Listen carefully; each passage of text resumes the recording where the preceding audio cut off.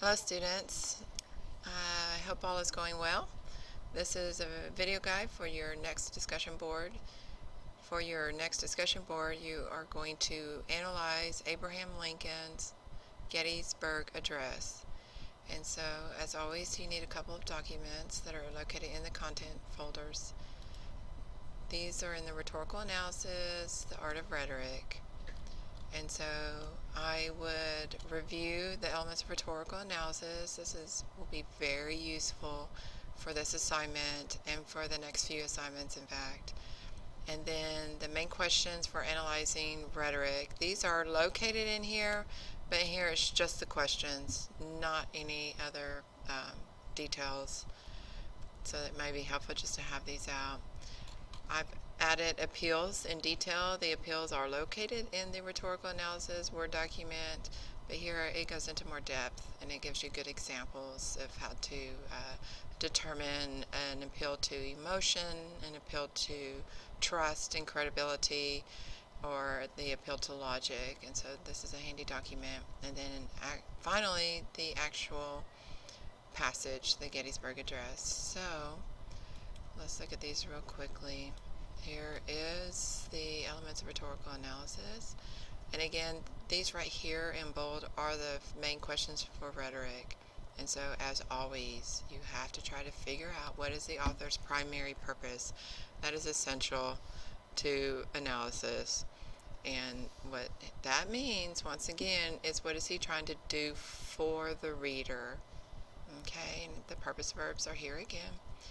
The next main question is the author's attitude towards the subject. Okay, how does he feel about his subject? How do you know? And we know mostly through tone. And so here's the tone words again. Now this is ethos, the author's ethos, but what that means is how does he convince his audience that he's trustworthy and credible, that he has good intentions, and has done his research. And so those are things you need to consider. And the emotional effect, what does he want to have on us? How does he want to make us feel? Okay, those are really the main questions. Arrangement. This question becomes very important when you're analyzing a passage, like a speech or a letter. It will help you organize your essay, and so I'll explain this a little bit better in more detail. Okay, now for Lincoln's Gettysburg Address, you might want to look at his diction. What are the words that he uses? He didn't speak very much, and so every word matters. It's much like in the poetry that you recently analyzed. And so please pay attention to his words. Syntax is how are the sentences structured and organized. Imagery and illusions. We've talked about this already, but imagery appeals to our senses: sight, sound, taste, touch, smell. An illusion is when we refer to other texts or, the past, like classical literature, the Odyssey or something like that.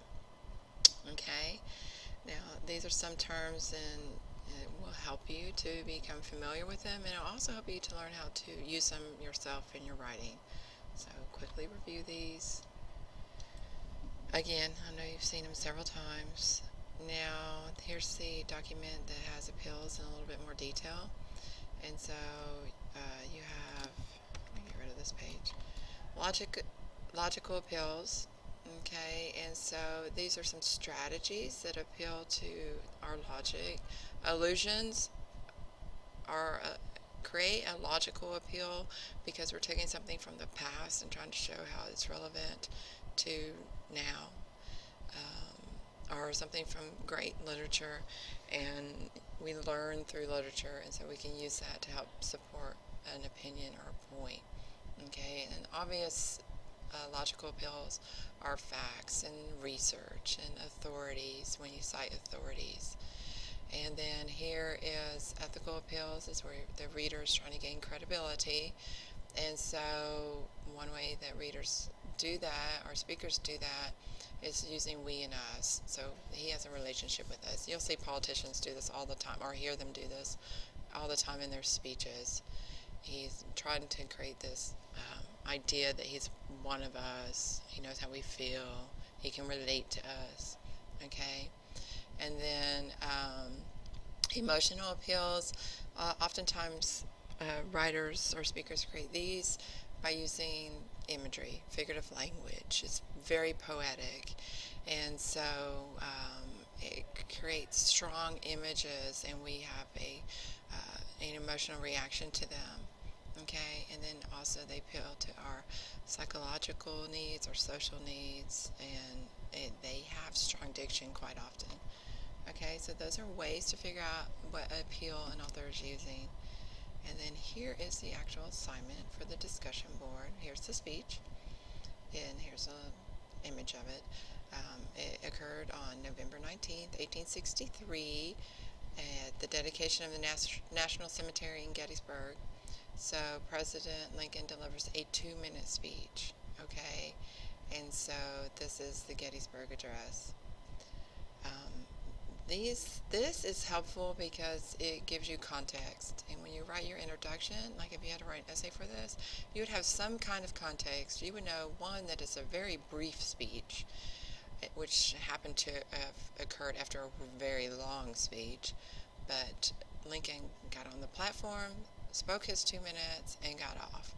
And so, and you know the place. And so this speech is delivered at the National Cemetery. And so it's a place of rest for the soldiers who have died in this great battle. And so that helps build context, which gives more weight to the speech and your analysis of it. So keep that in mind. Here is something, it's an acronym, which is a little bit, it's easy to remember. And I say PIG SAC, okay? And so each letter stands for something important, like the P stands for the persona. How does the speaker want to be perceived? What does he know about the audience? So if you know your audience is a religious audience, you'll use perhaps religious appeals. And that's important to know. And what does he think is the most compelling piece of evidence to the audience? And so he will use that. The intention is purpose, again. What does he hope to accomplish? What does he want to do for the reader? G is the genre. Is it a letter, speech, essay? In this case, it's a speech. Subject, he is talking about the Civil War. And the audience, what are their beliefs, their ideas, their attitudes, and the context, which I just discussed. So when you're trying to write an introduction, having this information in your introduction makes it so powerful, and it's a beautiful place to start. And so consider this as you are reading the speech. This next page tells you how to document your textual evidence. Please do not just plop down an entire quotation or sentence into the middle of a paragraph. That's not good writing. You have to lead into the quotation. You have to properly embed the quotation with quotation marks. You have to lead out of the quotation, and you have to explain the quotation and analyze it. What is its purpose? And so this is a strategy that will help you. This is kind of broken down to a paragraph where the topic sentence of rhetorical analysis will really be the purpose of that one section you're analyzing. Let's say you're analyzing just the first paragraph of the speech, then that's what you would say as your topic sentence. At the beginning of his speech, Lincoln hopes to whatever, and then you provide support for that observation. Okay, and here's a really good example of how to do that. So please look at this and use this in your discussion board. Now let's look at the speech real quickly. It says, 7 years ago, our fathers brought forth on this continent a new nation conceived in liberty and dedicated to the proposition that all men are created equal. So that's not a lot to write about, but it is something. And so what is Abraham Lincoln doing at the very beginning of his speech? You know, he is trying to remind his audience of our past and why we're here. We established this nation so that all men can be created equal. Well, that's relevant to his topic, which is the Civil War. Okay. And then he says, now we, which is an appeal to ethos, he's one of us. Now we are engaged in a great civil war, testing whether that nation, or any nation so conceived and so dedicated, can long endure. We are met on a great battlefield of that war. We have come to dedicate a portion of that field as a final resting place for those who here gave their lives that the nation might live. It is altogether fitting and proper that we should do this. And so again, right here at the very beginning, he is establishing his trust, his good intentions. He is one of us. He has suffered like us, just like the nation is suffering.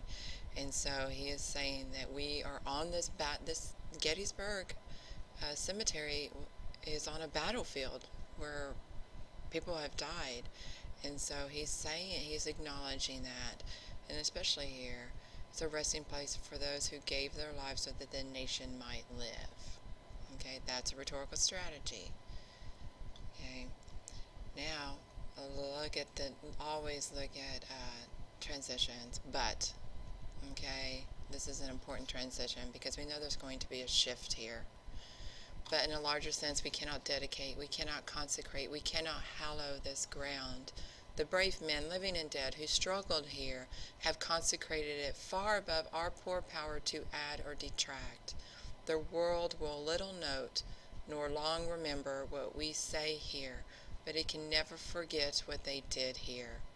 It is for us the living rather to be dedicated here to the unfinished work which they who have fought here have thus so far nobly advanced.